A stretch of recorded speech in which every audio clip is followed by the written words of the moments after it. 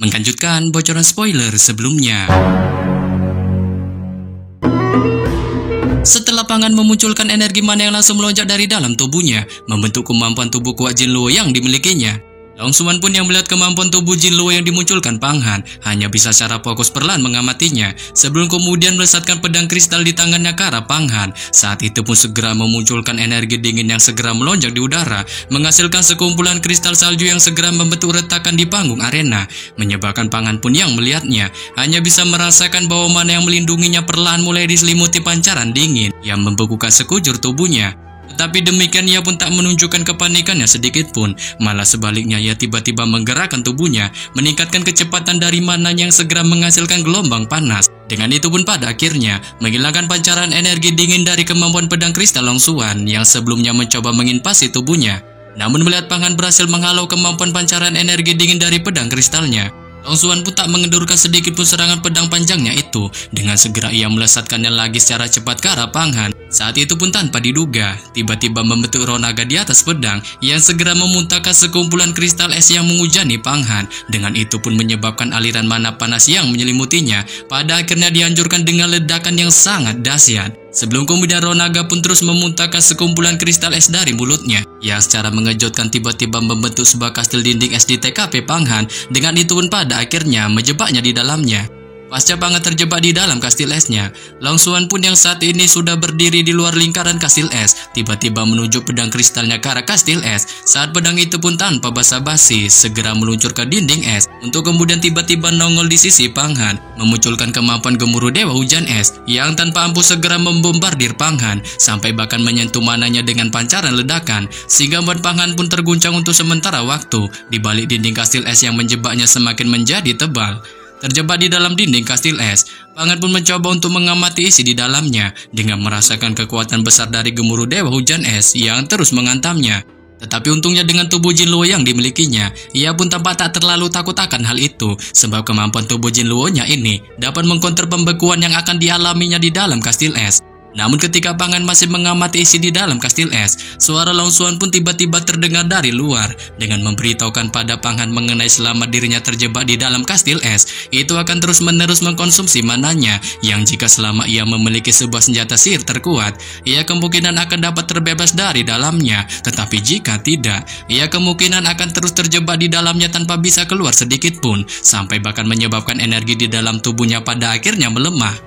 Namun di bawah info yang disebutkan Long Xuan, Panghan pun yang mendengarnya hanya menunjukkan tawanya, dengan tiba-tiba menunjukkan niatan untuk keluar dari dalam kastil es, menggunakan seluruh kemampuan mana yang ada di dalam tubuhnya. Saat segera dengan teriakan kerasnya, ia pun mulai mengeluarkan sekumpulan mana yang sangat badas dari dalam tubuhnya. Dengan itu pun segera terbentuk di dalam kastil es. Melihat ini Long Xuan pun sontak menunjukkan keterkejutan hebat di raut wajahnya. Dengan tak menyangka Panghan akan memunculkan mode barbarnya untuk keluar dari dalam kastil es, menyebabkannya pun spontan mengingatkan Bang Otot itu agar menghentikan tindakannya, sebab hal itu sama sekali tak berguna. Yang bahkan jika ia keluar dari dalam kastil es, ia khawatir tindakan itu sama sekali tak akan berhasil, saat malah sebaliknya, mana yang akan dikonsumsinya semakin terkuras habis. Dengan itu dapat dipastikan akan merugikan dirinya. Bahkan bukan hanya Long Xuan yang dikejutkan dengan mode barbar yang ditunjukkan Panghan, para penatua pun yang menyaksikannya juga menunjukkan hal yang sama, dengan masing-masing dari mereka tak menyangka Long Xuan dapat menggunakan kemampuan yang sangat baik dalam mengendalikan pedang kristalnya, membuat mereka pun spontan menunjukkan kekhawatirannya akan kondisi Panghan dalam pertarungan ini, sehingga menyebabkan mereka pun merasa buah kuantum keduanya akan menimbulkan masalah yang sangat besar. Namun ketika kehebohan ini masih terjadi di TKP para penatua, suara keras pun secara mengejutkan tiba-tiba terdengar dari dalam kastil es. Saat secara mengejutkan Panghan pun tetap menunjukkan mode barbarnya, dengan terus-menerus memunculkan seluruh mana di dalam tubuhnya yang segera melonjak sangat edan. Saat hanya dalam hitungan detik, pasca dirinya memunculkan seluruh mana di dalam tubuhnya itu, dinding kastil es itu pun secara aneh pada akhirnya hancur dengan ledakan yang sangat dahsyat, hingga menyebabkan semua orang di panggung penonton pun yang melihatnya spontan terbelalak keheranan. Bahkan bukan hanya semua orang di panggung penonton ini saja yang terkejut, Long Suan pun juga menunjukkan hal yang sama saat ia sontak menunjukkan keterkejutan hebat di raut wajahnya dengan tubuhnya terbang ke atas panggung arena, mencoba menghindari dampak besar dari ledakan yang dihasilkan Pang Han. Sebelum kemudian ia melambaikan tangannya, melesatkan sekali lagi pedang kristalnya ke arah Pang Han, diikuti juga dengan senjata ajaib lain yang dimilikinya. Saat senjata ajaib itu berbentuk lingkaran emas kecil, ia memiliki kemampuan menjebak seseorang di dalamnya, sehingga buat semua orang di panggung penonton pun yang melihatnya spontan menunjukkan keterkejutannya dengan masing-masing dapat menebak kemungkinan Pang Han yang notabene sang kultivator rahasia magis akan kalah dalam pertarungan ini.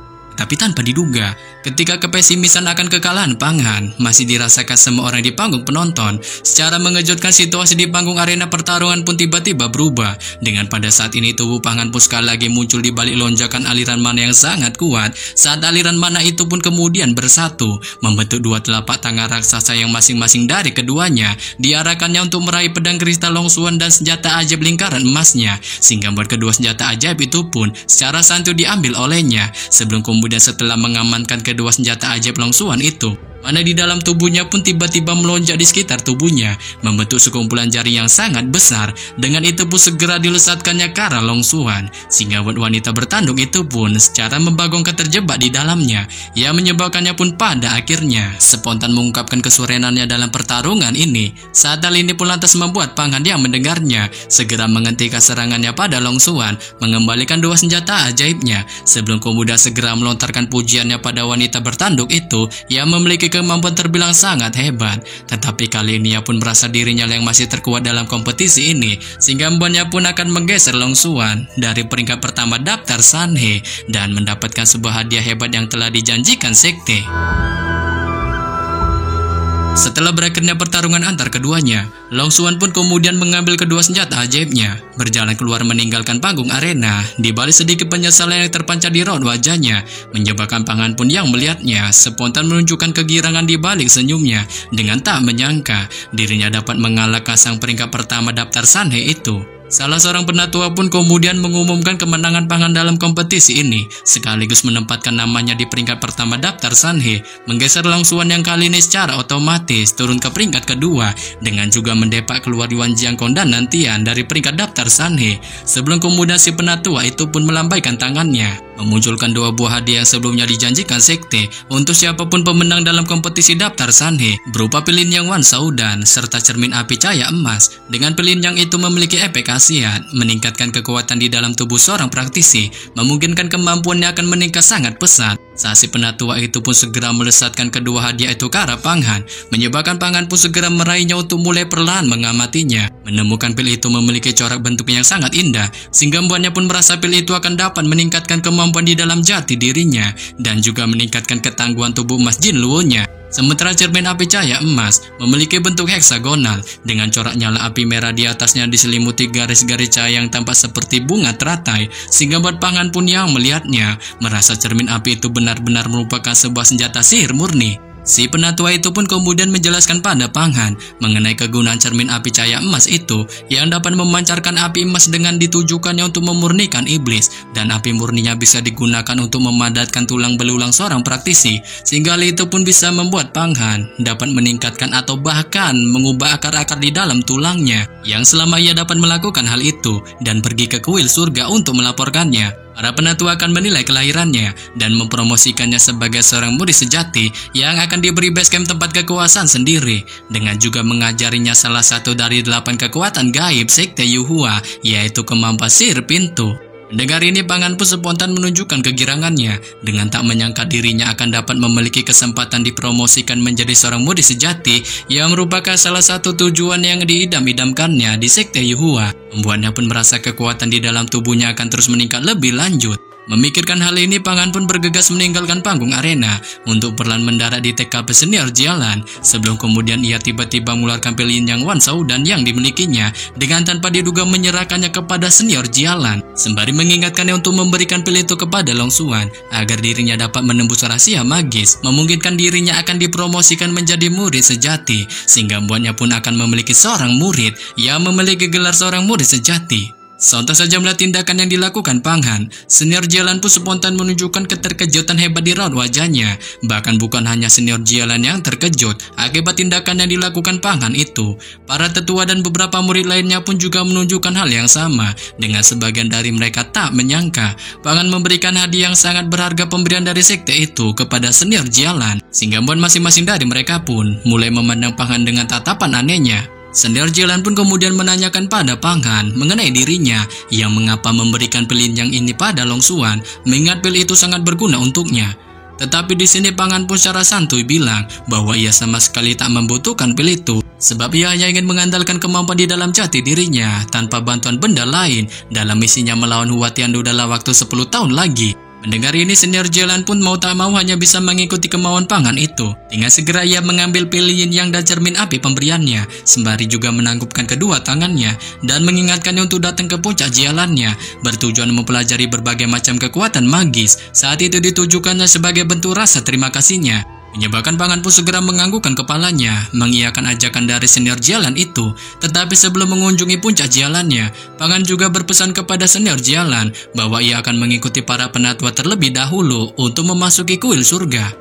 Namun di tengah percakapan Panghan dan senior Jialan, senior Wan Luo yang ada di kejauhan pun tiba-tiba menunjukkan cibirannya dengan mencela senior Jialan, mengundang Panghan untuk datang ke puncak Jialannya. Padahal dari kenyataannya, basecampnya itu tak pernah sekalipun mengizinkan seorang pria masuk ke dalamnya, sehingga membuatnya pun merasa tindakan itu terlalu di luar nurul. Mendengar cibiran ini, senior Jialan pun segera melesatkan tatapan dinginnya ke arah senior Wan Luo di kejauhan dengan menyuruhnya untuk tak terlalu kepo ikut campur dalam semua urusannya, sebab ia merasa semua keputusan maupun aturan puncak Jialannya sepenuhnya berada di tangannya. Terlebih lagi Panghan sudah memberikan 2 hadiah langka padanya, sehingga membuatnya pun perlu memberikan keistimewaan padanya.